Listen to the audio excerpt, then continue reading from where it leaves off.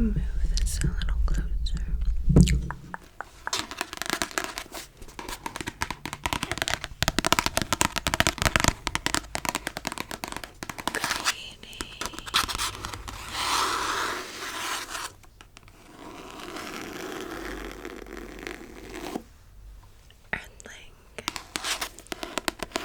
Greetings, Earthlings.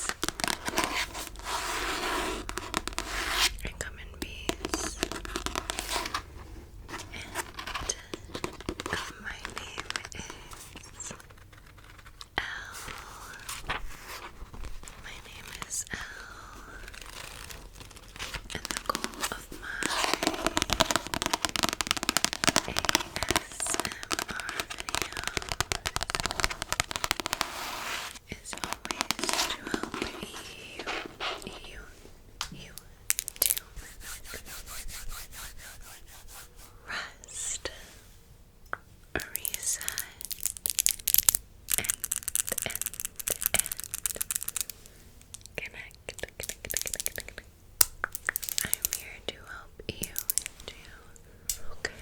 to focus right here. Very good. Very good. Down here. Good. On your soul aesthetic. Rest, reset, and connect with me, with each other, down below in the comments. But most importantly, with yourself.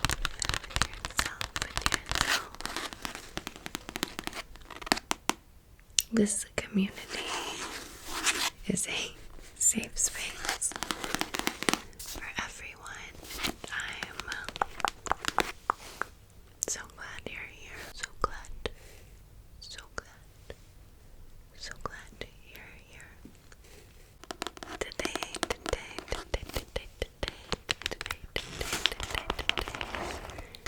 video, we are reading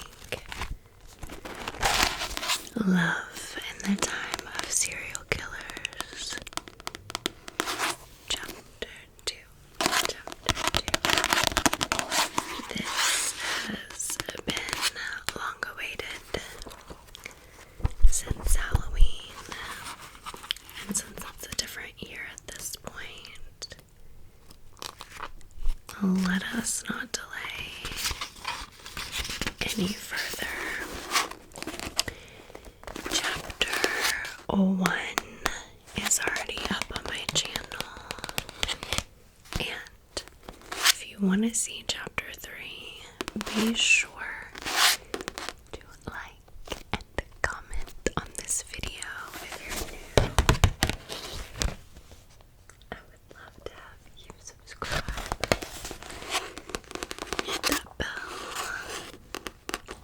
But yeah, let me know if you want chapter 3 by engaging with this video.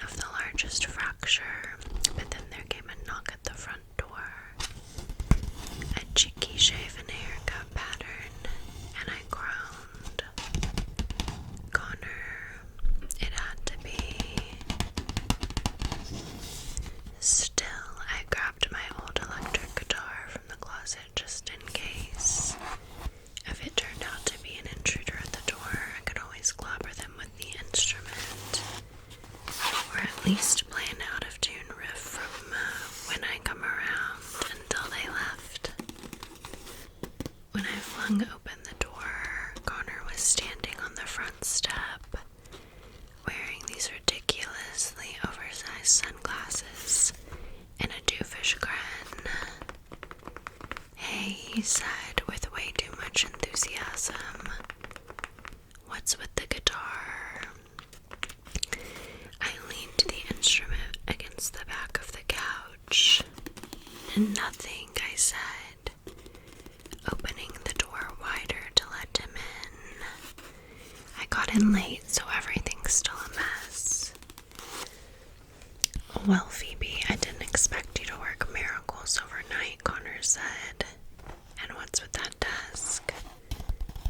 I looked over Connor's shoulder to my car, which should have had 8 carved wooden legs jutting out from the top of the roof, 4 for each side with a set of drawers and shelf. The desk wasn't there. Instead, it had been moved next to the house, tucked under the eave hanging over my garage. And unless somehow my Victorian writing desk had gained the ability to shimmy its way off my car and walk itself over here, that could only mean one thing: the nighttime wanderer, the sidewalk stalker, the moving man, the barefoot butcher. Let's hope that last one never had any reason to stick. "This neighborhood is weird," I said. "Get in." I locked the door behind Connor, taking a moment just to observe him. As he looked outside the living room, he was broader than I remembered. Had he been working out?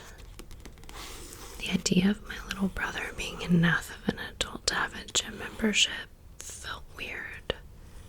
But then I clocked the tattoo on his calf. Crash Bandicoot.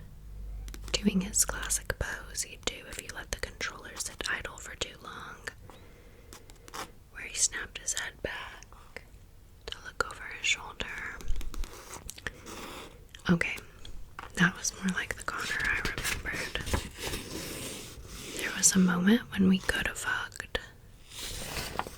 It would have been most natural right at the beginning, when there was still the expectant pause before anything real had been said. Connor turned and smiled at me, and I reached for one of my dad's magazines from the box by the door. "What's with all these?" I asked. "Did he get scammed into signing up for every subscription?" Connor shrugged. "He got a lot of them from the free table at the library," he said. He liked to clip out the articles he found interesting. I flipped through the pages. Sure enough, there were several neatly cut rectangles sliced out, a ragged ridge in the spine where the whole pages had been torn. I tossed it back on top of the box. "I've been emailing with that real estate woman," I said. "She recommended we try to get the house ready to list by mid-July for people who might be looking in time for their kids to start school. That gave us about a month and a half to get the house prepped." Connor glanced around the mess, his gaze tracking from the old dishes left on a side table to the piles of laundry in the middle of the room, to the flattened cardboard boxes that were wedged between the couch and the wall. I didn't even know why my dad had so much stuff, so much useless junk and trash, and I felt myself start to get angry at Connor for not doing more to take care of this place earlier, to take care of our dad, who'd always felt like more his than mine anyway. Then Connor finally faced me again, pulling a comically exaggerated yikes face that almost made me crack a smile. Almost. I hadn't had any coffee yet. Tell you what, I said, give me 15 minutes. Take a quick shower and get dressed, and then we can grab some breakfast and come up with a plan. Sound good? We ended up at the nearby Waffle House. There was something so comforting, so consistent about the place. I immediately felt 10 times more at ease, freezing my ass off in a booth across from my brother. Both of us peering at the greasy placemat menus as though we wouldn't choose the same thing we always had than I had in the old house. So, I said after we'd ordered, "How's Shani?" Connor's face lit up. It really was sickening how much he loved his girlfriend. I wasn't proud of it, but I'd even muted Connor on social media for their anniversary month because he was posting every day about one more thing that he loved about her. The cute scrunch she got in her nose when she laughed. The way she cooked her Indian mother's masala dosa recipe. How she'd always been there for him. The list went on and on. He'd come up with a hashtag and everything. Not that Shani Love was that creative, but still. And the picture that had really sent me over the edge was one where he'd written the hashtag in mustard on a hot dog to commemorate their 5th date at a baseball game. Who even remembered where they went on a 5th date? She's great, he said. She's got 1 more year left of nursing school and then she'll be done. She said she's really liked working on the neurology floor, but there aren't as many jobs in that department, so she'll just take what she can get and go from there. His leg was bouncing a mile a minute under the table. I recognized the habit from when he was a kid, and he was excited about something. There was more he wanted to say. I could feel it. Okay, I said, feeling him out. Maybe he and Shani were thinking about moving after she graduated. But then I didn't know why he wouldn't just tell me that. I was only planning to stay in Florida long enough to get his house clean and sold, so it didn't matter to me if Connor moved away too. Shit, was Shani pregnant? But then he wouldn't be talking about her school and job prospects like they wouldn't be affected, right? "I'm going to propose," Connor blurted, reaching into his pocket to take out a midnight blue velvet box, which he opened and presented to me. In my peripheral vision, I could see the only other guest in the dining area look up from his newspaper, and my hand shot out to quickly close the box. "Jesus," I said, "put that away before everyone thinks you're proposing to me." "Sorry," he said, but opened the box to glance at the ring inside one more time before sliding it back into his pocket. I sold my virtual reality system to buy it. It was $400, but I got it for $350, and they upgraded me to the nicer box for free. "That's great," I said. My voice came out sounding weaker than I wanted it to. I wasn't happy for my brother, but the news was hitting me all at once. It seemed so fast. You don't think you should wait until you're older? I winced even as I said it, but Connor didn't seem to take offense. "Nope," he said. "That girl has my whole heart. Why wait to let her know?" The waitress came then with our food, and Connor went into a whole routine about how the bacon was so overcooked it could stand up by itself. The waitress went from stiffly asking him if he wanted it remade to laughing at him as he pretended to march the bacon across his plate. That was my brother. His words shook me though, and I didn't know why. Was it just because I was worried about him? Hoped he wasn't acting impulsively? I didn't think so. He was barely out of college, which felt so young to me. But he and Shani had also been dating since their senior year of high school. So it wasn't like their relationship was brand new. My knee-jerk reaction aside, I liked Shani a lot. From the couple of times I'd met her, and she and my brother seemed really happy together. Was it because I was jealous? My last relationship couldn't even really be called one. I'd hooked up with a guy I'd had a crush on since our first year bibliography class. A truly beautiful blonde-haired Adonis who'd been a Beowulf scholar. My first fucking sign. Who'd given me a few nights of lackluster booty calls. Another sign, I suppose. Before ghosting me entirely. But that had hurt my pride, not my heart. And I think it was that phrase that had burrowed deep like a splinter. My whole heart. Had I ever given anyone or anything that much of myself? Did I even want to? Are you going to eat the egg whites? Connor asked, his fork already poised over my plate. A petty part of me wanted to say yes, but he knew I ordered eggs sunny side up, only to dip my toast in the yolks and then ignore the rest. He used to call it the eye gouge special. I pushed my plate toward him. You could at least wait until I'm done eating, I said as he started cutting the whites away from the yolks and sliding them over to his plate. But then they wouldn't be as hot, Phoebes, he said, his eyebrows wagging. So, I said, when are you going to propose? It's not about when as much as how, Connor said, around a bite of egg. I waited for him to finish, then twirled my hand in a circle to prompt him when he didn't. Okay, so how are you planning to propose? I don't know, Connor said. That's why I haven't figured out when. It has to be epic, like a viral video, clickbait headlines about how you won't believe what happened. Next hype, epic.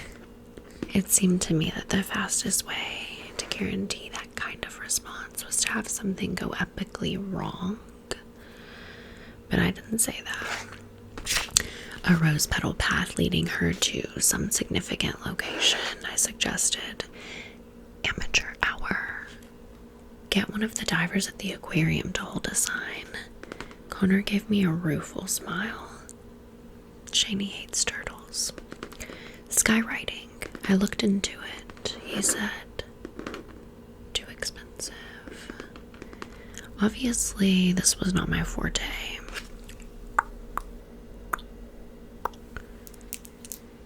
I'd never proposed to anyone, much less been proposed to. I'd never even come close. And the idea of putting yourself out there that publicly or having someone else put you on the spot for that public of a response, I'd rather watch the absolute darkest episode of 48 Hours than that kind of horror. The Nightmare in Napa one, where the killer turned out to be the now husband of the victim's roommate, the very same guy who'd given a sympathetic interview to 48 Hours before they knew it was him. Don't they all? That was me, not the book. Wait. I finally caught up to what Connor said. Shani hates turtles. Not sharks or jellyfish or eels, but turtles. They don't have bodies inside their shells, he said. Their bodies are their shells. Freaks her out. Got it. I blinked away that information before moving on to the actual topic we were supposed to be discussing. Anyway, like I said, I've been in contact with the real estate agent. She said there's no way we can get the house perfect in time, so we should just clean it, spruce it up as much as we can, and prepare to sell it for under market. We have to be careful not to sink too much money into it too, because there won't be a lot left over after Dad's other debts are paid off. Connor's brows knitted together. What other debts? A credit card that seemed to be mostly for home shopping network purchases. I paused. Your student loans? Ah, Connor said. Right. It killed me a little that he registered no guilt or chagrin over that at all.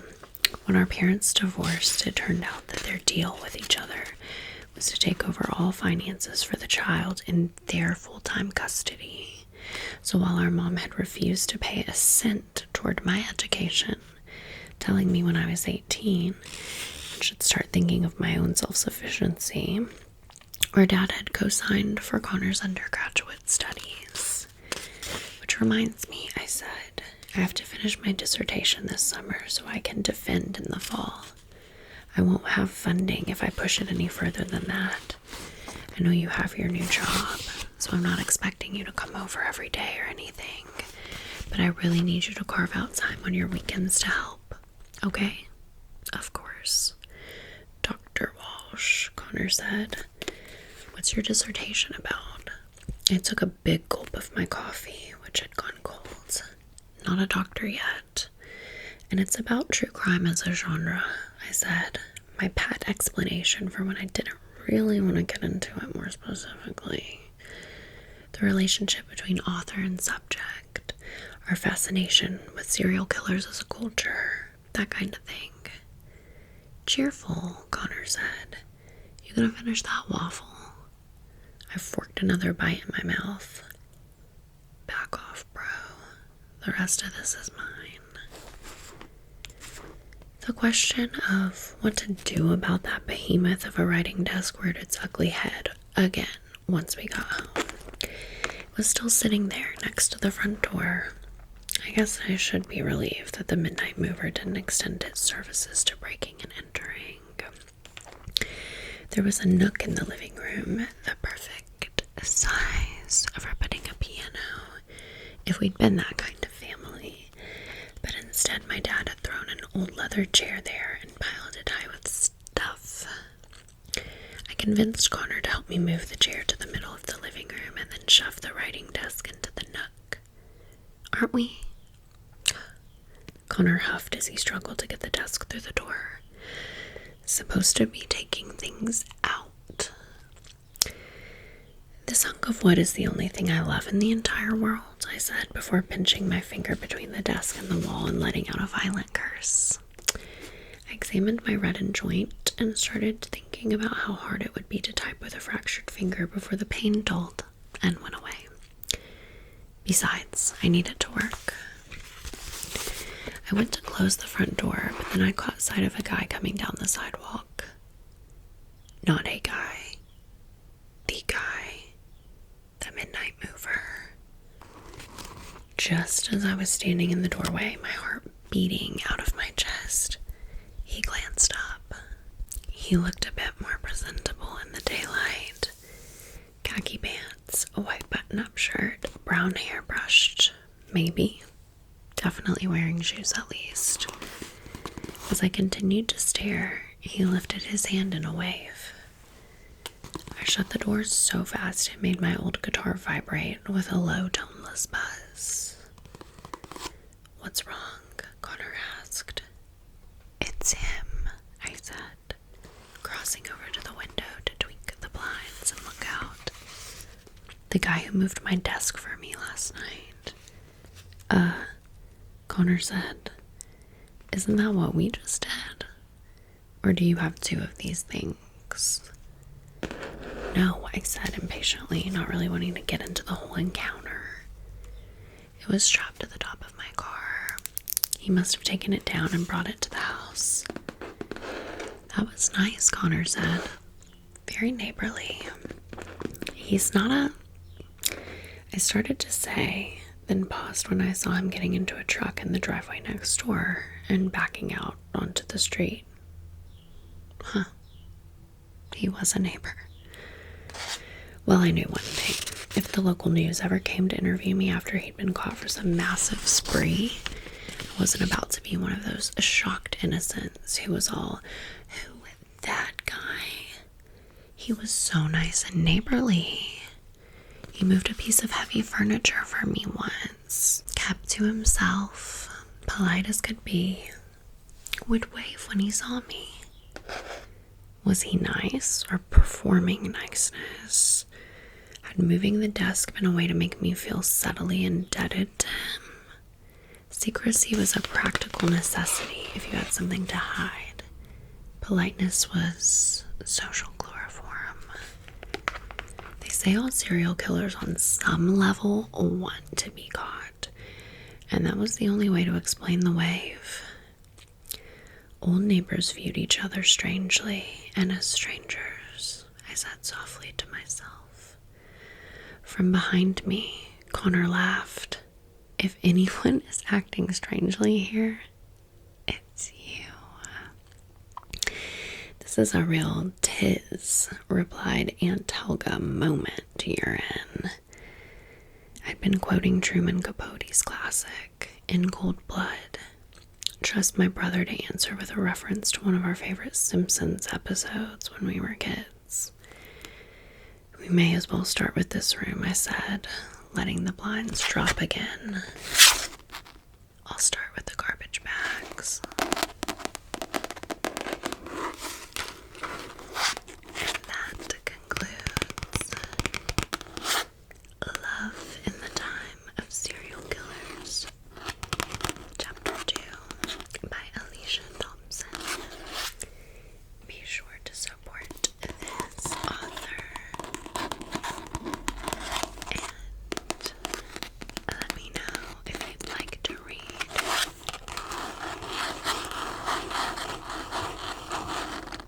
Chapter 3.